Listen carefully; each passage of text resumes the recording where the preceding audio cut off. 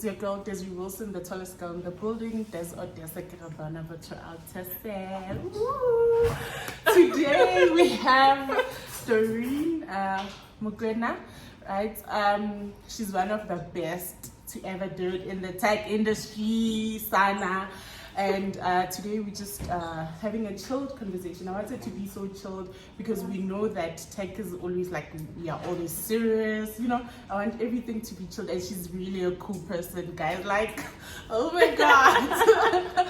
So today we're just going through her career journey, just to know how she went about, because you've seen with the previous people, like how they went out about in terms of their career choices. So we'll just start, I think we'll just start a little bit of metric, and in terms of, did you ever want to do this tech thing? Or was it something that you just found on the spot? So yeah. Ooh, okay. I always get that, guys. Whenever I ask people, like, ooh. Yeah. First of all, that is one of the greatest introduction I've ever had, you know? And more than anything, I like how you pump yourself. Like, this is like that is so great. Thank you so much. You need to teach me that. Like, people think I'm so rigid, and I mean, like, here I am looking at you. I'm like, okay, this is amazing. Yeah. How do you do that? Yeah. Anyway, thank you so much for the interview. I mean, like, you've been chasing, and I thank God that I made time. Yeah. I thank God for you to make time for me.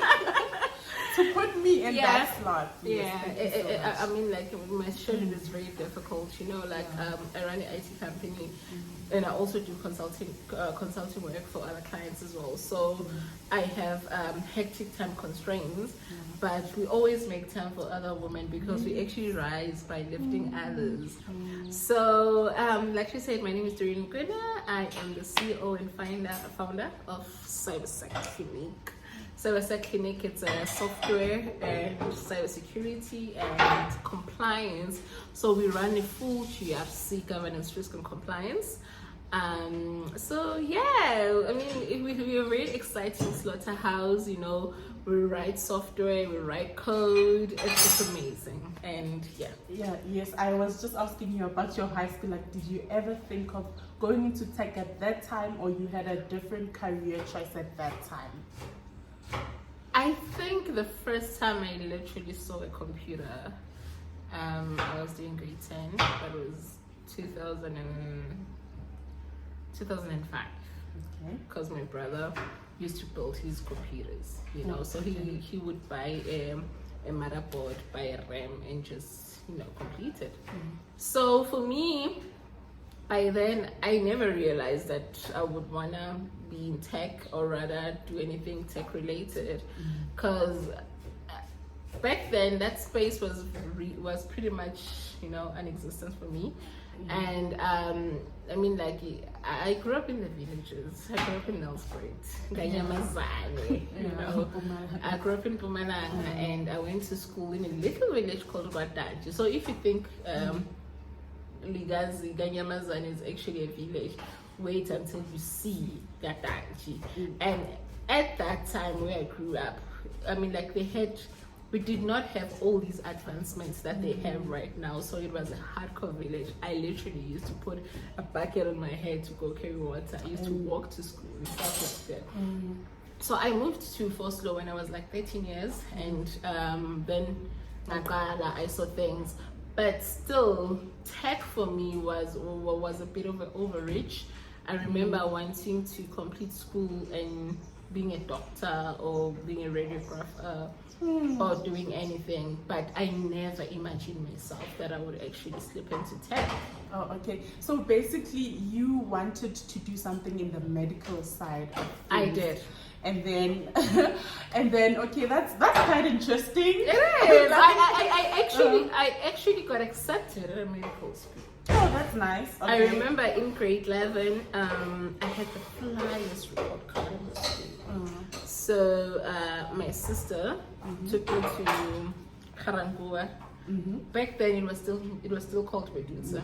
That's when I actually went and I applied for radiography, and I was accepted. It was okay, fine. After matric, come back and I mean everything is fine. This is a course. So that's what I wanted to do, but unfortunately I found myself doing something else.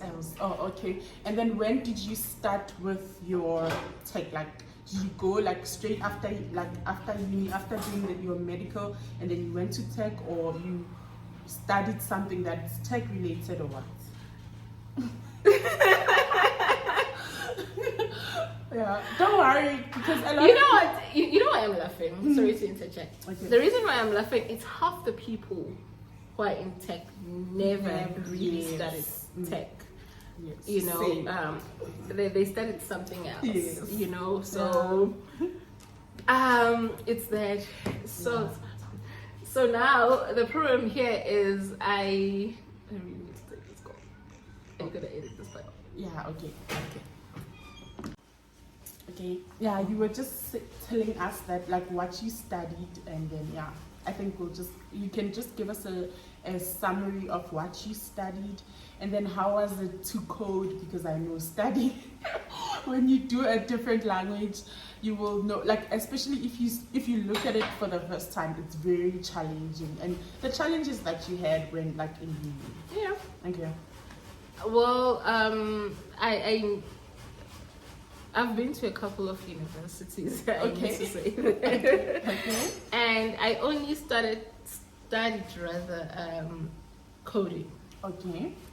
So I took out a course. It's a BTech, IT management, and I remember I had informatics in there. That was practically the first time I saw coding in my life. Yeah. And just to point on that, like most of the time, like when you see code for the first time in your life, you're like, what? Yeah, it was like, oh, okay. Mm-hmm.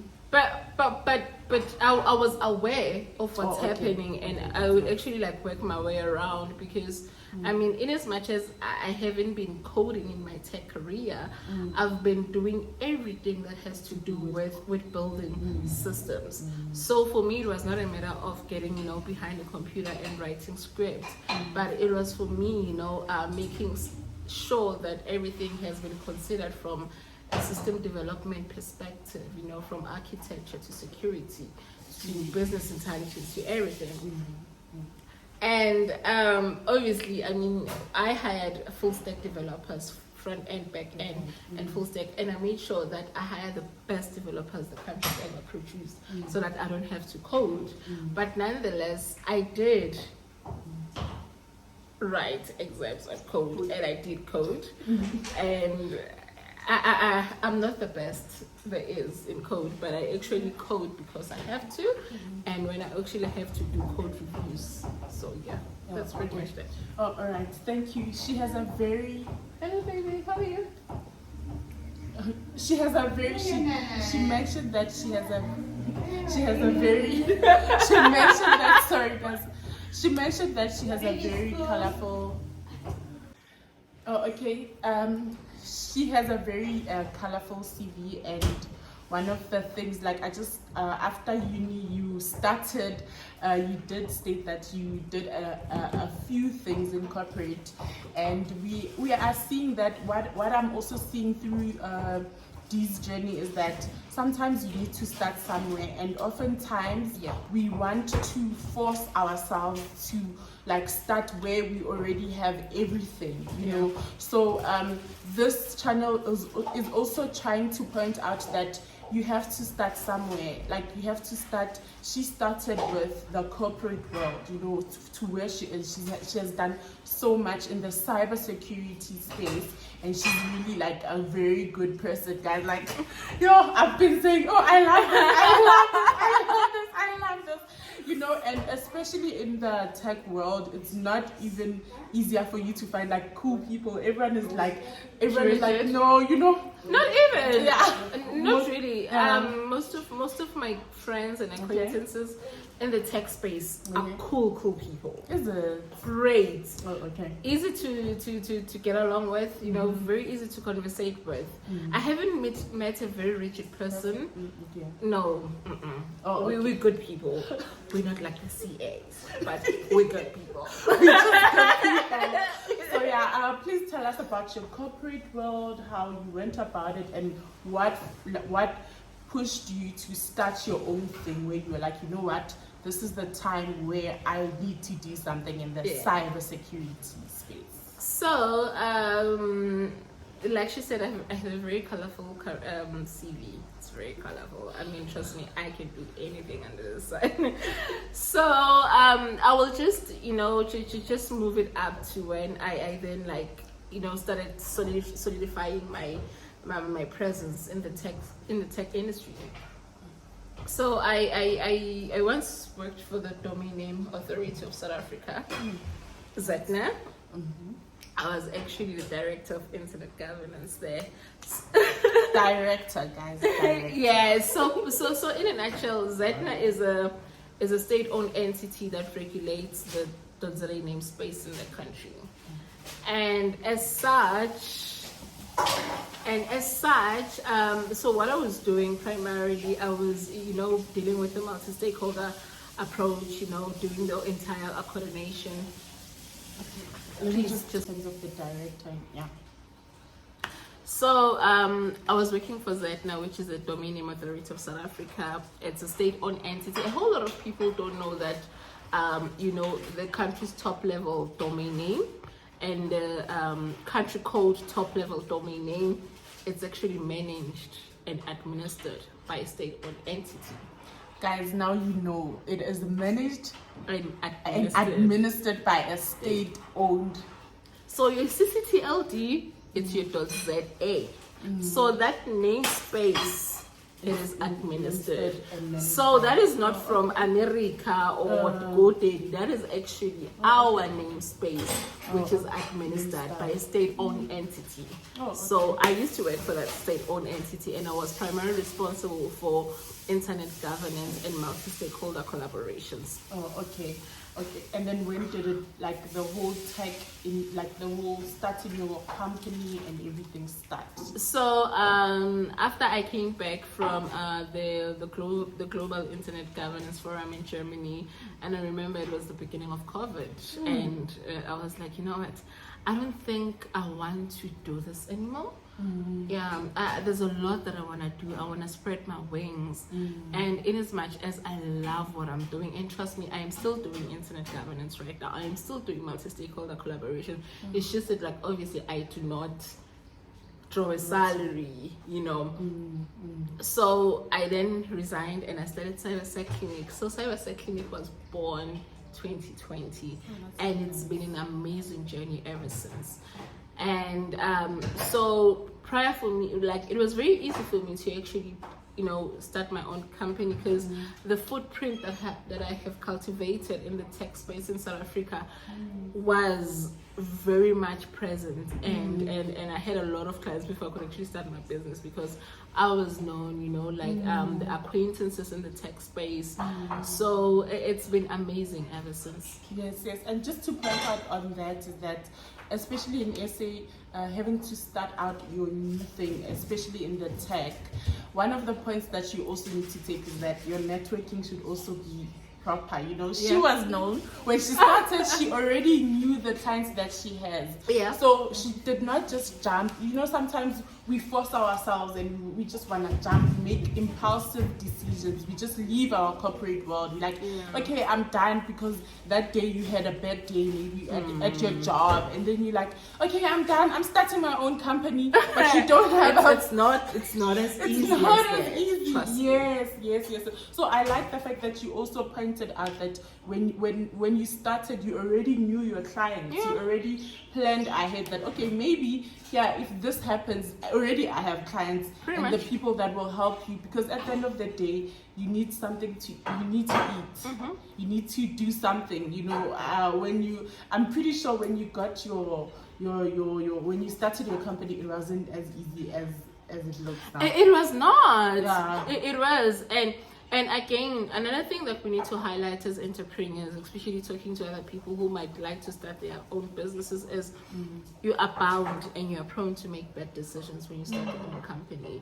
You know, you make bad financial decisions, you hire the wrong people, you know.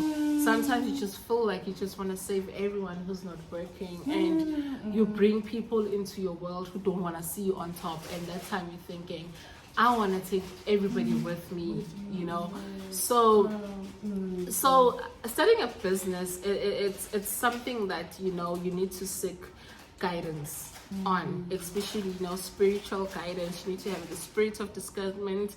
You need to be ready emotionally, and over and above everything, there's a lot of things which are involved in a business. You know, we all talk about the glitz and glamour, but nobody talks about the late night shifts, the stress, the depression, the crying, the bullying from clients, especially when they realize that you're a black female leader, in tech. Because already, like, if I would ask you to name a few CEOs in tech that, like, in tech, especially in SA, how many do you have? We have quite a few. We really have quite a few, and obviously that is because of the systematic oppression that we have, you know, for the mere fact that we still have a whole lot of patriarchy in tech.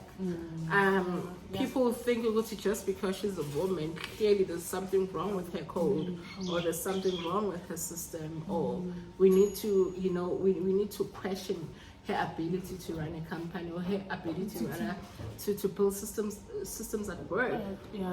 So we do have a whole lot of issues, but over and above that, we are now in a world whereby we're not trying to identify ourselves as women in tech, but we see ourselves as equal. You know, we see ourselves as leaders. I mean, like, if you can take away my femininity, I will still be a person who's in tech. Yes, I love that.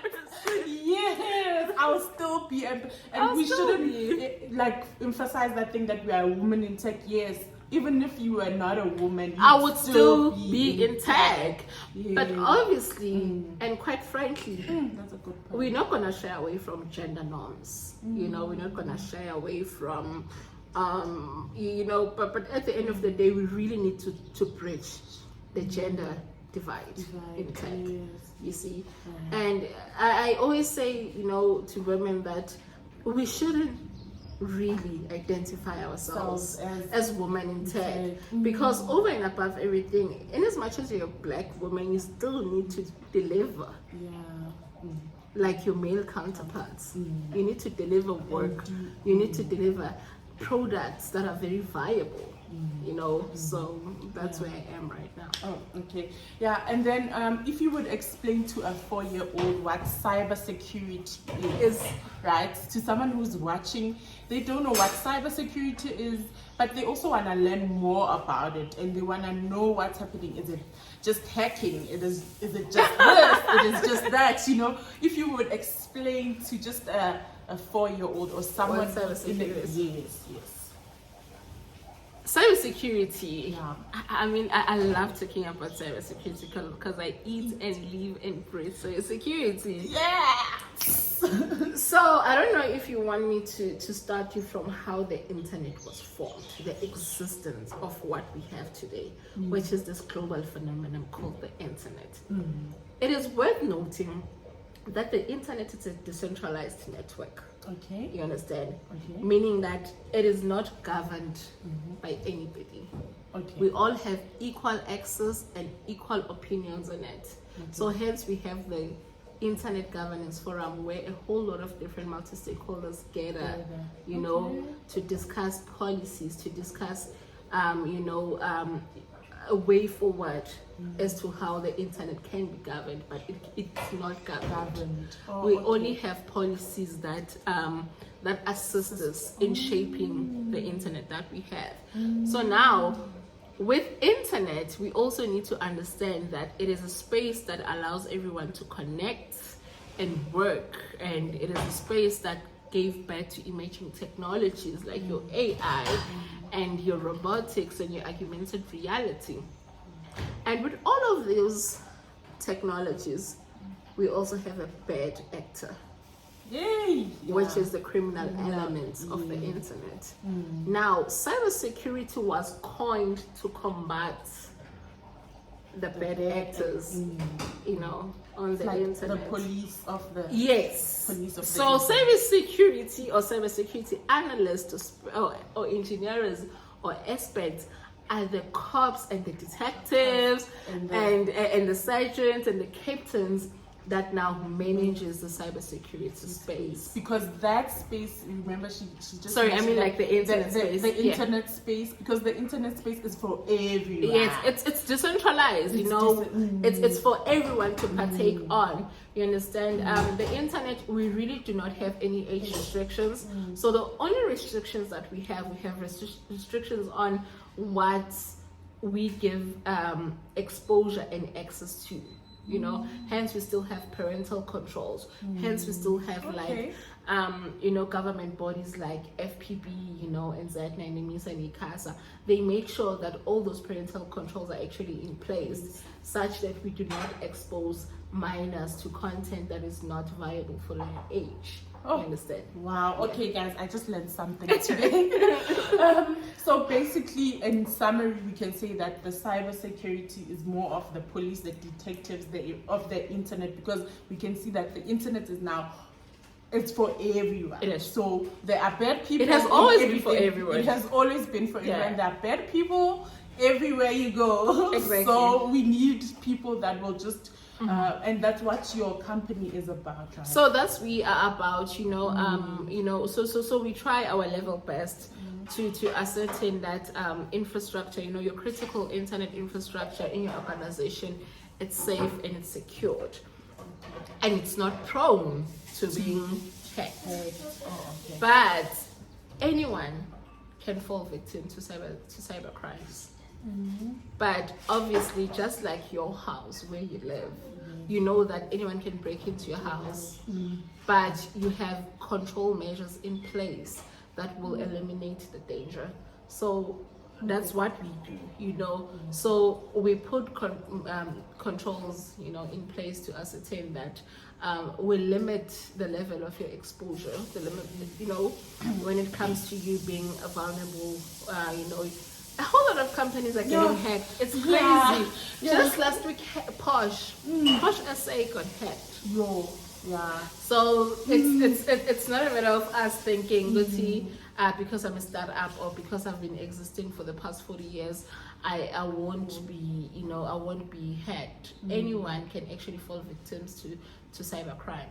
So it's very essential for us to put in measures in place that will assist us. Oh, okay. Now that you've mentioned that Push SE was actually hacked, I wanted to ask you, where are we in terms of the cybersecurity in SA? Like, where are we? Are we still in our primitive stages, or like in terms of the companies, or whatever that you think, because you are more exposed into the cybersecurity space? So I'm just going to rephrase your question and kind of like correct it. Okay. So I assume that you're asking where are we, you know, on a global index rather, or on the global ranking in terms of cybersecurity in the country. So South Africa, the last time I checked the global index, South Africa was ranked to be number 62, I think 62, 68. I haven't checked in a while. The problem that we have in South Africa that still makes us really, you know, vulnerable when in terms of cyber crimes is the fact that we do have a big problem of digital literacy in the country. People know how to use computers, but people know how to protect themselves online, you know, which is very different, you know. And we also have an issue of people not being exposed to computers and being exposed to the internet. Now, when you give an older person a computer or a laptop, they are being confronted with a lot of things. You know, they post whatever. So it's a matter of us teaching citizens digital literacy, teaching them digital hygiene. And with that said, we will then now get a full understanding of where are we in terms of cybersecurity, because it's very difficult for me to teach a high school student how to protect themselves online if they don't even know how to use the computer, or they've never seen a laptop in their lives. More than anything, they do not have internet connectivity. So, I'm actually urging everybody who's is on the internet space to try and group as much people, Let's just form organizations that are going to give people free internet, because, we regard internet as a basic human right. Everyone has a right to be connected online, and everyone actually has a right to use a computer. And it's our responsibility to teach people cybersecurity and advocate for policy that is viable for our country as a developing nation. Oh, there's so much to unpack here. There's so much to unpack. But I think on that cybersecurity, we'll just have a mini, I'm just going to ask you just a few personal questions just to relax. So if you would get into a room and there was a song playing, right? What song would you choose? Is this now any song? Yes, any song. The one that she's saying, you know what? When they say, Doreen is in the room, and this song should always play. Wow. I mean, I've done a whole lot of interviews in my life before, and no one has ever asked me a song that, I don't know, I think I'd play in a song by Doreen Native. Yeah, I think I'd play Nyanga or Mama. Okay. That's the song that I would play. Why specifically that song? Wow. Number one, I really love the artist.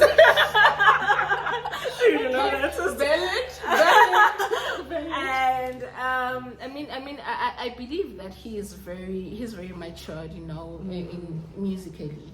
You see, and gone are those days whereby we listen to music because of the vibe. Right now we want to listen to music that will carry us throughout everything, whether I'm feeling sad, where I'm feeling down, where I need the strength to continue, or where I'm being confronted by adversity. I need to be in a position whereby I listen to music that uplifts my spirit. So yeah, I would definitely play Mama by Doreen Native. Talks about a woman who's working very hard for her kids. So and isn't she doing that, guys? Yeah. So guys, there's so much to unpack. Because in every discipline, now that you are speaking about the cybersecurity, the literacy that needs to be done in terms of how we go about these things, it's another topic on its own. But now that you are a startup, right, and you are are you still a startup? I think we're now. Okay. Now that you are you are no longer a startup, what challenges can you say you faced in your whole journey? Where you if someone is watching and they want to start something in the tech industry, what would you advise them to do? What are the challenges that you went through? I went through a lot of challenges. More than anything, I would really like to advocate for big corporations, big companies, government entities. Guys, please pay startups on time. Pay us on time. That's all we need from you. Just pay us on time and we will be okay. All the challenges that I was about to mention, they're all going to be managed by a clean payment which came on time. In as much as you want us to expedite the services, you want the service now and we deliver right now, we also require you guys to pay us immediately, because now that is our entire engine of and lifeline of our company. So all of my challenges which I've faced in my career and in my business life are monetary challenges, because obviously you've got payments you've got salaries to pay, you've got subs to pay, you've got a whole lot of things that need to be payments. You need to pay. A basic thing is the internet, and now you cannot go to a service provider and say, listen, hey, I cannot pay right now because my client did not pay me. So those are one of the challenges that we have. And I saw on Twitter, on the 28th, everyone was complaining about the same thing. It's month end, we don't have money, our invoices are overdue. So I can say that late payments do cripple startups, and those are actually those in fact, that is one of the biggest headache that we have. Because at the end of the day, a business needs to run. A business has to run because you know, especially like when you run a business, what you want to do is you try your level best to be an employer of choice. And for you to become an employer of choice means that you need to hire people.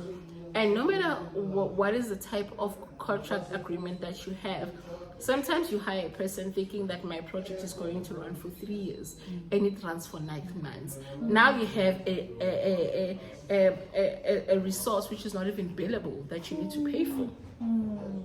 So you understand that you are paying for a resource that is not doing anything. So I can really say that entrepreneurs need to make sure that when they hire, when they hire resource, they have a proper level of understanding on what the relationship is and what is the structure. If it's project based, let it be project based. If it's hourly based, let it be that. And hire permanent staff when it's really, really necessary. Wow. Okay. That's great. That's a good point. That you also need to know your structure. If anything is project based or it's it's hourly based, because those are the things that we could just those are the challenges that you could have, especially as in the tech industry, right? So now I think we will just end this interview here because we don't want it to be long. But also we are two talkative people, guys. So don't mind it, even if it's a bit longer. Please just watch. Just watch. Don't forget to like, share, subscribe. And guys, more than anything, this lady here, guys, she's such a wonderful person, Sana. Thank you so much, guys, for tuning in. Thank you so much. It's been a great time. And I'm pretty sure that you learned something. I also learned. I won't lie. I also learned because I was like, I'm also interviewing, but I'm also learning. There are some of the things that in my head I'm like, wow, okay. In the cybersecurity, because most of the time we're not looking at it in a sense of we also need to protect ourselves first, because the internet is it can be a very wild place. It can be a good place because we were able to meet up in the internet. But those are the cons of the internet. Yes, but it can also be a bad place. Thank you for tuning in. Thank you. Don't forget to like, share, subscribe, and comment down. And if you have any other questions, you can write the questions down, and I can just probably ask her personally, and then we answer you, because there's so much that we did not touch on in terms of cybersecurity because of actually time constraints and everything. But thank you so much for tuning in. Bye. Thanks, guys. Bye. Thank you so much.